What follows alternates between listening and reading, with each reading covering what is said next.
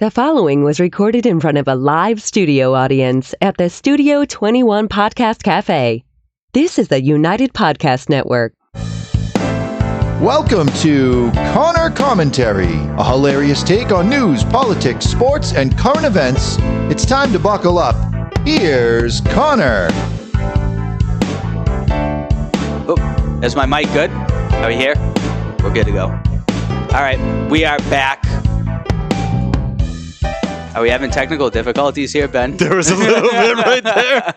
I was talking. I couldn't hear myself. I got nervous for a second there. I'm like, oh, I hope this is a go. We're good. We're back, and we're prepared. Sort of. I had the wrong label up there. That too. That's all right. If you guys are listening, you can't see it. We don't. Everyone's watching, though. We don't get too many listeners. Mostly watchers. They want to see us. They've seen you from behind the scenes. You've come up before. I have. But you prefer to be a voiceover guy over there, right? Well, much prefer that. That's because you're a radio guy. You're a radio host, right? I am a radio host. Every Saturday morning. Saturday morning. WVEI in Providence. Nice. Yeah. What's the big topic this weekend? Patriots, Belichick. Let's see what the Red Sox do if they try and, once the presidential election gets announced, they're like... All right, and the new president is, by the way, we announced Alex Cora as the new manager. I put that as a tweet yesterday morning when I woke up. I'm like, today seems like a day that for the Red Sox to just casually be like, hey, we hired Alex Cora. I had that written down on the sheet, too. You think they're going to do that? They interviewed him. Did you see that? Yeah, they flew to Puerto Rico to interview him. Did they? Yeah. Chaim Bloom and the assistant GM or whatever the hell its title is. Did they really need to interview him? I was laughing with my buddy earlier about it. I was like, what are they going to do? They're going to show up and be like, so what's on your resume? So, Alex, tell me about the 2018 season with the Red Sox. Yeah, exactly. Well, what went wrong there? We had the best season in Red Sox history. What happened in 2019 and 2020? What have you done for the past year? So, Alex, cheating. Do you still do it? Do you support it? God. Ridiculous. I think they are going to re-sign him, though. What do you think? I do. I mean, I supported his firing for cheating. Right. But I also support his rehiring. Yep. He took the year off. You took your lumps. It's more than the year off. It's more than the lost money. It's the reputation destroyer. That too. So yeah, it's interesting, but I think he can come back. I'd welcome him back with open arms. I would. I thought he was a great coach in 2018. I mean, how could you not? They had an incredible season. Yeah, then they came out like crap the next year. 2019, they weren't good, but they still won like 80-something games, right? Yeah, it was the start to the season that was atrocious. Yeah, I remember that. They came out and they were just horrible. They lost game after game after game. Yeah, they started out in Seattle and just got their dicks kicked in. I remember that too. I thought they were going to be really good I come out and I'm overly optimistic for Boston sports, as we all know. But I thought they were going to be really good in 2019. Again, it was basically like the same team from the year before. Yeah. But Chris Sale stunk. A bunch of the pitchers didn't do anything. I think Chris Sale is going to have an enormous year this year. I have faith in him. I think he's going to come back with a new arm and be good again. All right. You're making a face. You don't have any faith in Chris Sale? No, it's not that I don't. Listen, I think he'll come back and he'll be an effective pitcher. I can't see him being a dominant ace like anymore. He used to be. You think that's behind him? I do. Just his frame, his body style, the way he throws, it's very violent how he throws. And he is like 6'6", like 190 pounds. You know what I mean? You think he's 190 pounds? Because I don't. Only because I think he's like 6'6", literally. Is he? Yeah, he's tall. He's like 6'4". He's really tall and he's really skinny. I don't know, man. Yeah, he's just too lanky, I guess. That's why his arm fell apart on him. Well, you look at the pitchers that last a long time. Yep. This says he's 6'6", 183 pounds. Wow. Okay. He's 5 inches taller than me and 10 pounds lighter than me. Yeah. He is very skinny. Yeah. Do you think that's why his shoulder's going to fall off any day now? Yeah. Probably, right? I do. But I love the Chris Sale mentality when he goes nuts. He's very intense. Yeah, he's a no bullshit kind of guy. Yeah, I love Sale. Yeah. I really do. It's just been a shame watching him kind of break down at the end of seasons, right? And then all of a sudden have to lose a season because of this. But that's been the thing all along. Is at the end of the year, his arm has always broken down. Even when in the beginning, when he came to the Red Sox, when he was really good, yeah, like at the end of the season, like the playoffs, like a couple years in a row, his arm just broke down on him. Yeah. And you see those bigger guys that a little bit heavier, got a little Bartolo Colon. junk in the trunk. Bartolo Colon, CeCe Roger Sabathia. Clemens, CeCe Sabathia. Yep. You know, John Lester. Even. John Lester. Still damn good, and he's a big boy. Yep. He's 6'5", but he ain't no 183 pounds. He's like 230. Did you see what he did a couple weweekends ago? $47,000 in Miller Lights. Miller Lights. What if he wanted to get a Bud Light? Would he not pay? I would just take the free Miller Light. Touche. Because is there really that big a difference between the two? No. But I haven't drank beer in a long time, so I generally forget. People took advantage of that, though, huh? Oh, hell yeah. And it's just the extent. Like, you know how many people are like, oh, we got to go out and get a beer now because John Lester's going to pay, and it's like $3. You know what? I should have asked my friend, because my friend's a bartender in Chicago. Oh, geez. I should have asked him, like, what's the deal with this? Did you have to give away some Miller Lights because it was on Lester's tab? What's going on? Hopefully, then at the end, it was just this huge tab, and he wrote a huge tip towards it too, right? I didn't see that part of it. No, I didn't know if that happened. Tab. I'm just saying, if you got all those tabs and he tipped 20%, that would be really good for people like your buddy. Yeah, that would be awesome for him. All right. I saw that on TikTok. This guy worked out in one of those clubs in like Nevada as a bartender, and he said Mark Cuban tipped him $40,000 once. Holy shit! Imagine Really? that, yeah, because he bought like a bottle that was like $100,000 or something absurd. Wow. Like his tab was like $100,000 and he tipped like $40,000 on a $100,000 tab. That's a baller move. I don't know how you even run up a $100,000 tab, but apparently there's bottles out there that are so like ridiculously expensive. I once gave a bum a $20 bill. Me too.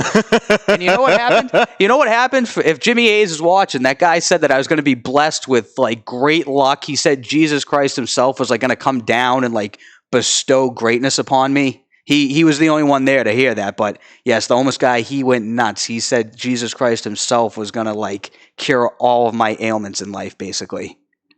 It hasn't happened Okay, yet. I was just going to ask.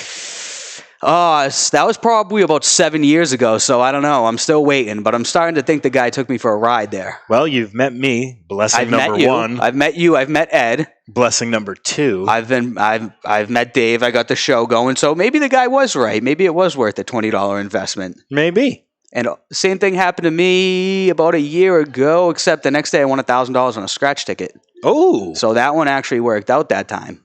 Really? You won $1,000 on a scratch ticket? I've Yeah. never won more than 100 on a scratcher ever. Really? Do you scratch a lot? No. I go into battles with Mass State Lottery. We are absolute rivals. Anyone on Twitter knows that I go against them every Sunday. I've met a couple of people that have won the million on scratch tickets. Yeah. So one guy, I met a guy once too. When I was like 19, I worked at a liquor store. Yep. And the manager of the store was like a teacher / soccer coach. And he owned a liquor store? No, he managed the store. He managed the store. Oh. The guy who owned the store had a series of like funeral homes. Nice. Good for him. No, fuck that guy. He was a piece of shit. Okay.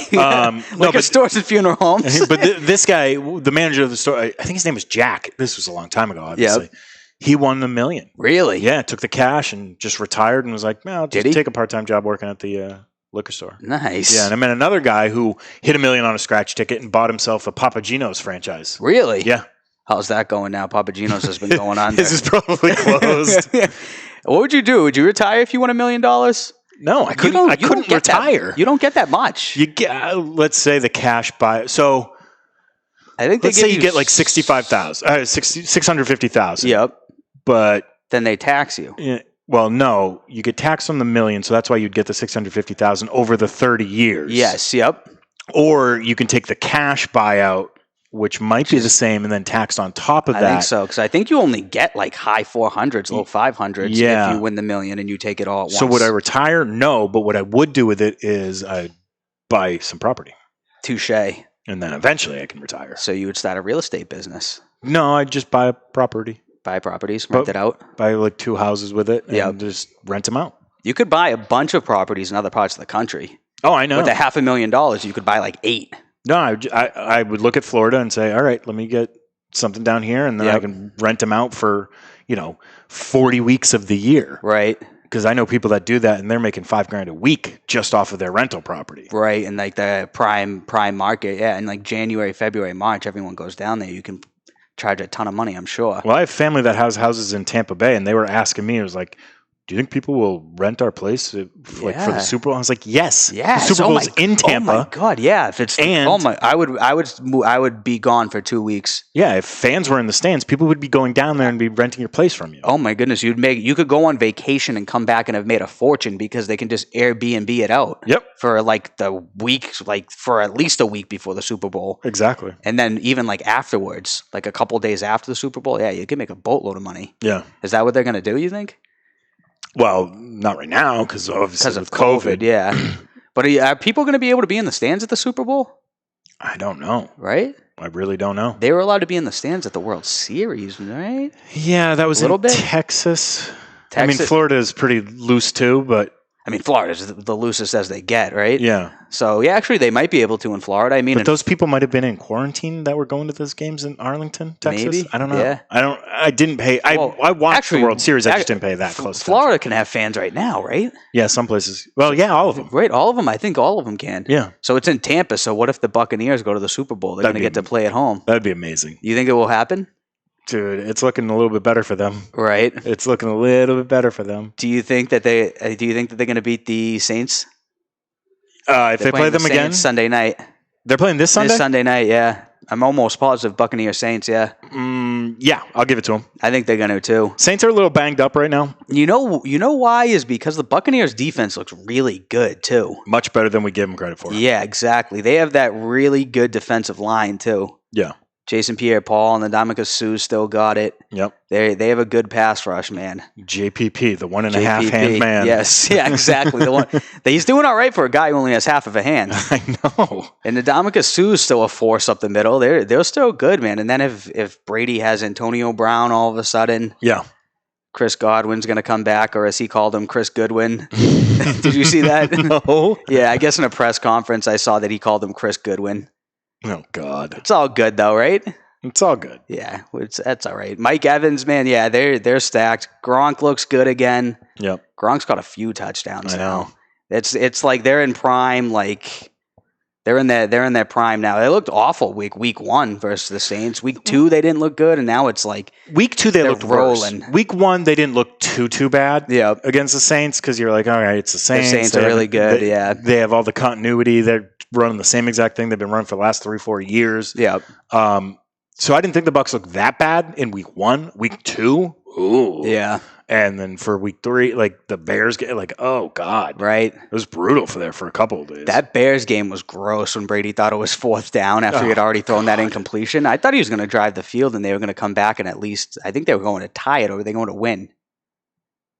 I don't remember. It was they were at least going to tie it and go to overtime. Yeah. And they were right around midfield. Even closer. They're like the 40 or something. Yeah. So they were right in field goal range almost to begin with. But then they collapsed. All right, so it was a huge day yesterday. Everyone knows that. What day was it? Big day. It was the trade deadline in the NFL. So as we know, the trade deadline now has come and gone, and the Patriots went out and made a big move and addressed a serious issue that they needed, and that's at wide receiver. They went out and got Isaiah Ford from the Miami Dolphins. For a 7th-round pick. For a 7th-round pick, and he will be the number 1 starting receiver this week. I'm very confident.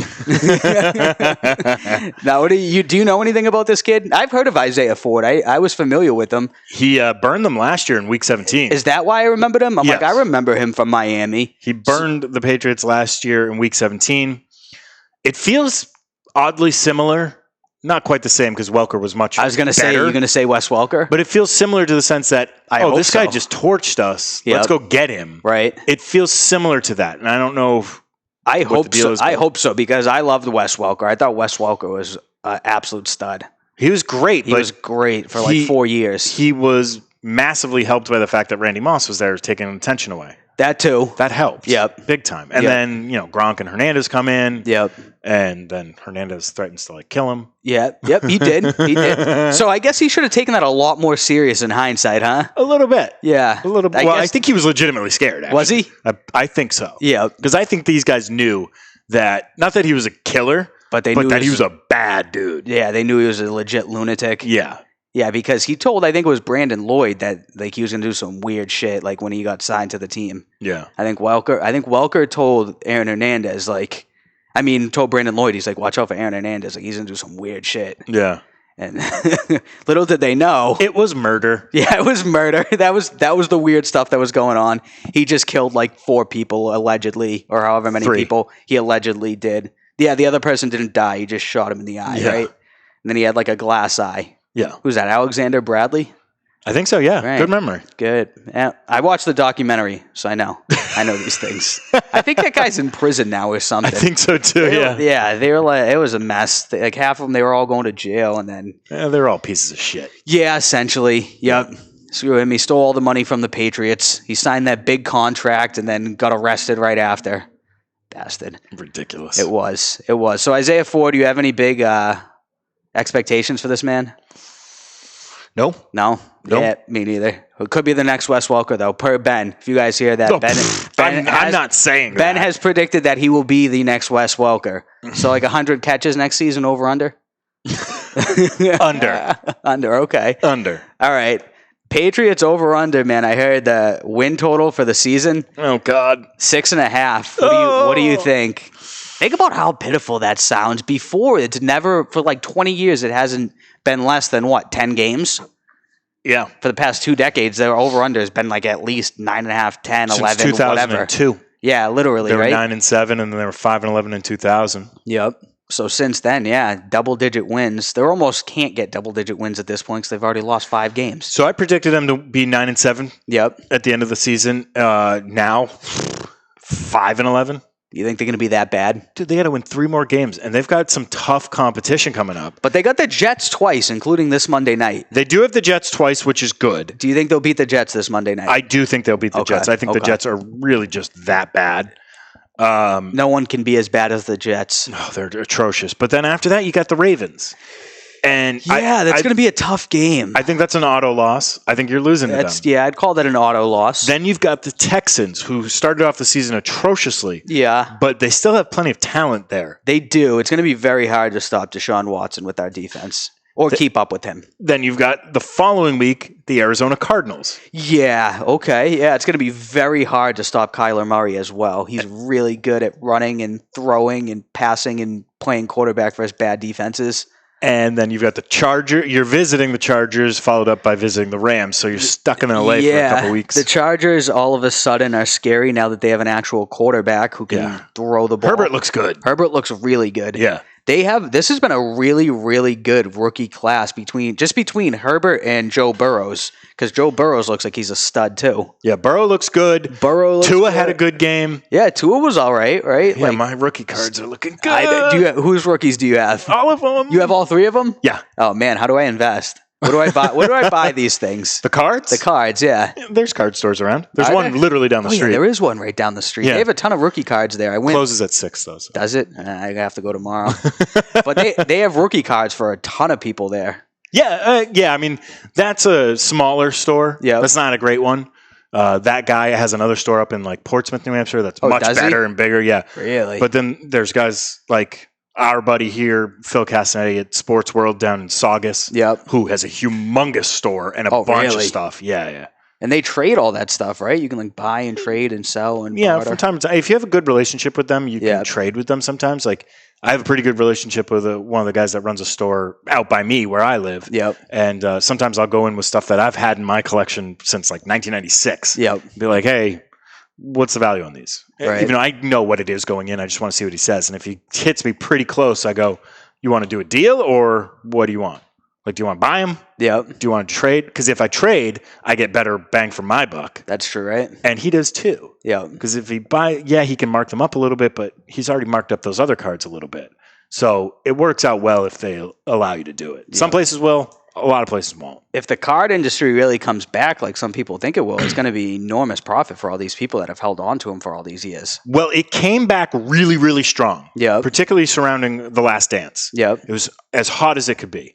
It's tapered off a little bit, but it's at this nice kind of plateaued place right now where if it stays here for a while, you'll get little bits of peaks and valleys, but if it stays here, it's going to be healthy. Right. I have an Alex Rodriguez jersey card. Do you think that the value in that has gone up now that he's dating J-Lo? Do you know what it is? It was from the Seattle Mariners. I know it's just a card with him and a piece of his jersey in there. Yeah, but do you know the company and the year? Oh, I don't. Right. It's in my parents' attic. But I just remember I got that, and that was like the greatest card of all time when I was in like second grade. It was like awesome. Oh, that's hilarious. The jersey cards were so cool back then. Yeah, they were. They were super cool. I have a couple of them. Ed Sullivan chimes in, says, Ben can throw a football better than Cam Newton. So should we sign you for the rest of the season? I'm not opposed to it. It would be hilarious. It would, right? Because do you think this is a lost season at this point? Yeah. All right. So it just doesn't matter then. No. So why don't we have you out there? Why don't they start doing some trick plays? I'll come in for the league minimum. Let's start. What's the league minimum? 430,000. 430,000. Yeah. I'll do that. I could do that. You'd only have to play like 8 more games, right? So over under 6.5. Are you taking the under? Yeah. All right. I remember years ago. Remember when Tebow was on the Patriots? Oh yeah. And I was obviously younger then, and I was in much better shape then too. I was maybe 29, 30 at the time. So you were young like me. I was still young like you. And I was like, there's no way. How can this guy play professional? Like, I knew he couldn't really do it. Yep. He can't fucking throw. I was like, Tebow? I had a ball in my car, and we were down at Gillette. And I was like, all right, we're going to go in the parking lot after this show because I'm going to show you that I can throw better than Tim Tebow. Yep. And so we went in the parking lot because one of the hosts didn't believe me. The other one was like, I think he can do it. Yeah. He kind of had my side. He didn't really know, but he was like, I think he can. Right. And so we went out in the parking lot. I made him run routes, and I was just drilling him. I was like, see? Now, here's the difference. I'd get murdered on an NFL field. The first hit I'd take, I might break in half. Right. So... But maybe Bill was like watching through the binoculars and was like, "Who's this?" No, he wasn't because he still didn't sign me up. Who's this kid with the arm? But I've thrown on the field there. Like You've thrown on the field at Gillette? Yeah, a couple times. Nice. I've played on that field too, and I've had these guys and they're like, "Oh, let's play catch on the field." I'm like, "All right, cool." And I'd be like, "All right, go." And they're like, "You can't throw this far." I'm like, "Dude, keep going." Like you're 20 yards away from me. You think I can't throw a ball 20 yards? Please. How far do you think you can throw it now? Yeah, or in your prime? In my prime? Yeah. Well, when I still played, I could throw 60. 60 yards? Yeah. Damn. Yeah. I had a cannon. Nice. Now? Yeah. 45? 45. That's still pretty good. Yeah. But, I mean, I probably couldn't be accurate at all anymore. You could easily be the third string quarterback on the Patriots then. Well, I wouldn't fuck up like Brian Hoyer did. Right. You or Brian Hoyer. Who do you have? You think you Brian could? Hoyer. You think you could manage the game better though? I wouldn't forget what's going on. Some of his throws were really, really bad. Yeah. They were at people's feet. They were 4 feet over their head. Same thing with Cam. Same thing with Stidham. I know, that's true. Listen, there's no quarterback in the NFL that's worse than me. That's just a fact. I haven't done this in a long time. There's no quarterback in Division I college football that's worse than me right now. I'm 35 years old. All right. And it's not like I was like this great player when I played. I could throw. That's pretty good, though. But I'm small. That was like Rohan Davey. You remember Rohan Davey? Of course. He could launch the football. He could throw it like 60 yards. Ed, if I had one on me, I'd throw a football at Connor. If I had one on me. I don't even think I have one in my car anymore. You don't have a football over there? But that's easy. That's like 2 yards. Yeah, it's about 2.5 yards. 2.5 yards. That would be my longest catch ever. But I would get killed on a field. Yeah, probably I'm 6'1", 195 pounds. Yeah. Like, Drew Brees is the same height as me, but he's probably like 215 and in shape. And is used to just taking hits and getting clobbered. No thanks. I don't want it. You don't want Vince Wilfork landing on you? Oh, fuck no. Ndamukong Suh taking your head off? Or stepping on my nuts. Yeah, that too. But I'll tell you, hey, if they wanted to pay me $100, yep, I'd go play. Really? Yeah, fuck yeah. Why not, right? It would be so much fun. Yeah, exactly. So much. It's funny, we would do it for free. I would do it for free. Right. If they called me and was like, hey, can you just come practice with us? Yeah. Like, we just need a body. Be like, yeah, let me call out sick from work. I'll be right there. They put you on the practice squad. You're down, right? That would be awesome. Imagine. I'd be so... It would never happen. Could never happen. Hey, I'm trying to give you some hope over here. Maybe if I get hit by lightning. Maybe, right? Yeah. It's like the same equivalent of us winning the $1 million, essentially. Pretty much. Although, no, it's probably a better chance to win the $1 million than to come on the practice squad. But you know what I was thinking about? A few years ago, this is like maybe 10 years ago, there was this guy who had a career as a lawyer. Yep. And he was like 54 years old. Nice. And he had never... No, he couldn't have been a lawyer. Did he jump out of a Toronto window? No. whatever it was. He had played some college football, but maybe never graduated. I don't remember exactly, but he was a successful businessman in real life. Yep. He decides to go back to school at like 53, 54, 55 years old. And he's playing middle linebacker for them. What? Yes. Is this a real story? This is a real story. What? Yeah. I mean, it was some school in like Arkansas. Yeah. But it was like a D2 school. He was legit playing? Yeah. Oh my God. I want to be that guy. I want to be the guy that goes to college now. Because I didn't finish. So I got years the movie left. The Rookie? Yeah. Where the guy was like 36. He made it all the way to the MLB too. Well, the guy was still throwing gas. I He was know. throwing like 93. I know. He was throwing in the 90s and he was a high school like math teacher in Texas. Yeah. Good for him. So keep the dream alive, Ben. The dream's staying alive until I'm like 50. Touche. Yeah, because I might just go back at any time and be like, I can come to your school, D3 school. I was just gonna say, just try and go to like a D3 school and play for a year, right? I might. It's I've not a thought bad about idea. it. I've thought about it. It's just an expensive thing to do. I did get asked when I was like 24 to do that, though. Did you? Yeah. But you didn't want to? No. You were doing big things then. I was trying to do big things. I was like, Exactly. do I want to go back to college at 24 when I'm in the middle of starting my career, Yep. make no money now, play football, get my ass kicked? No, I'm all set. Yeah, well, when you put it like that, It's like I keep cashing the checks for not having to get beat up on a field. that's a good point. Yeah. Yeah. No thanks. No thanks.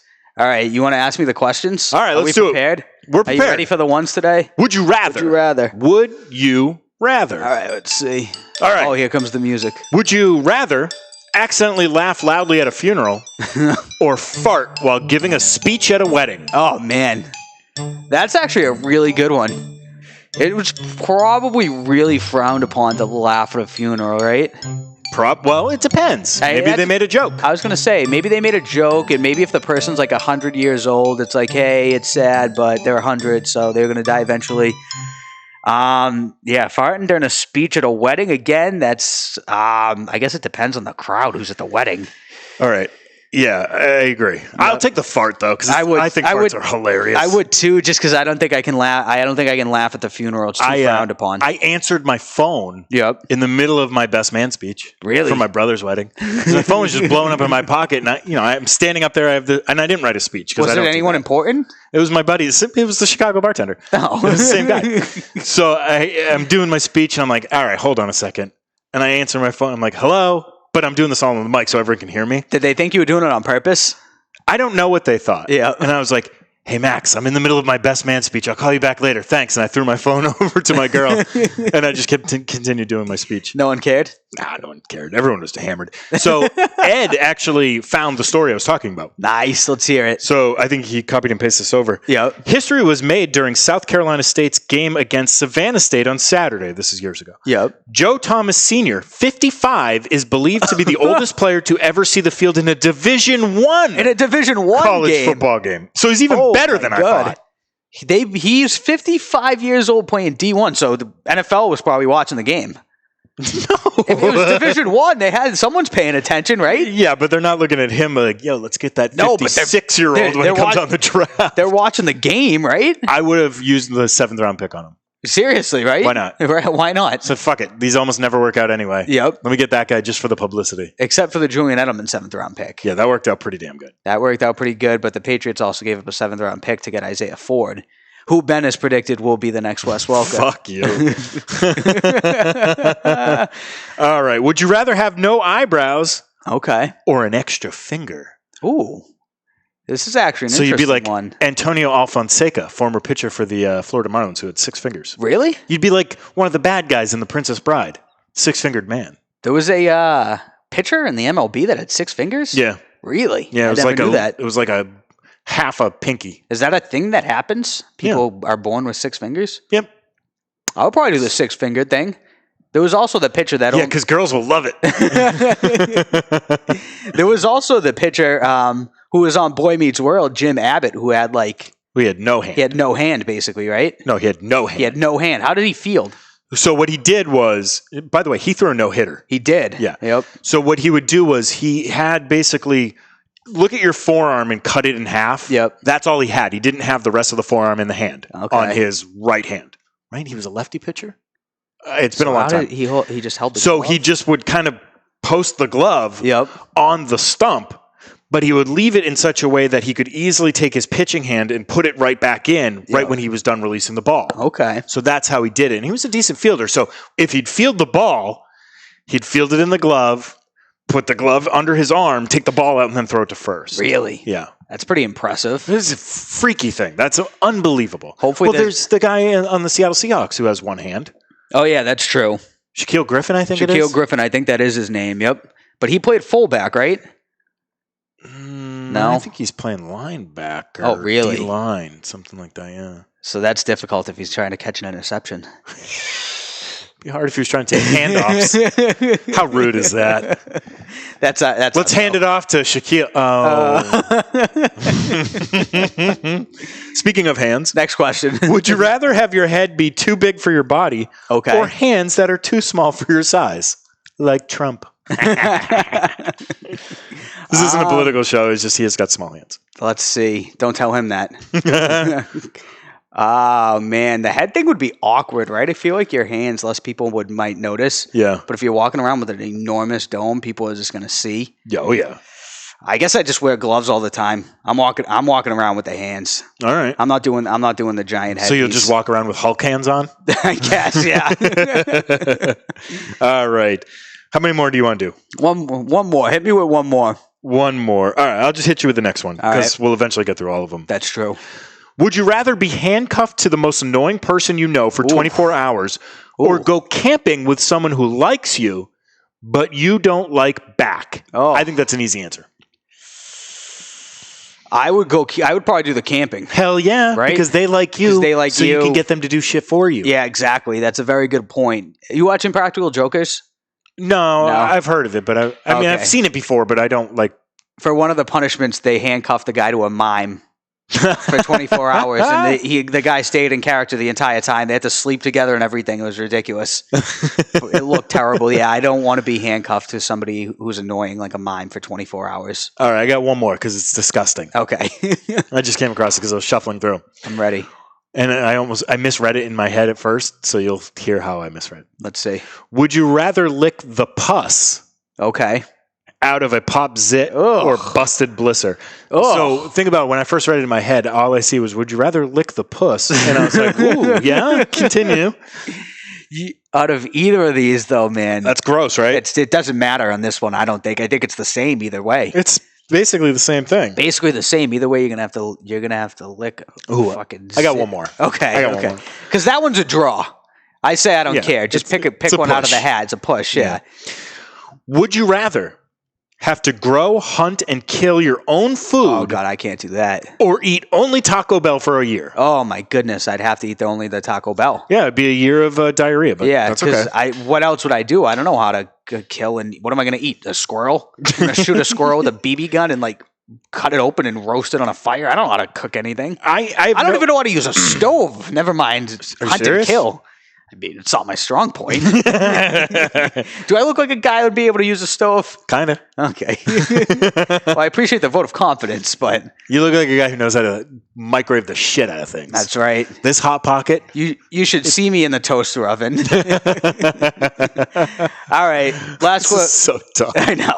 Last question. Patriots score. What's the prediction? Patriots, Jets. You have them winning? Let's go 6-3. 6-3. All right, I have a little more faith. I'm going to say 26-13. Patriots. You think they're scoring 26 points? The Jets are a dumpster fire. They're going to score. It's going to be this week. All right, I will go 17-6. So you have a lot of faith in the Patriots defense. Yeah. Well, more than Sam Darnold. Yeah. He's going to be seeing ghosts again. All right. Oh, man. Go Patriots. Go team. See you guys next week. Anything to add, Ben? Anything special? Nah. No. We're on to next Wednesday. You all right over there? We're on to the next Wednesday. That was a great Bill Belichick impersonation. I loved it. This is a good throat clear, but there you go. The rest of the impression was... We're on to Conor commentary. You seemed a little too enthusiastic.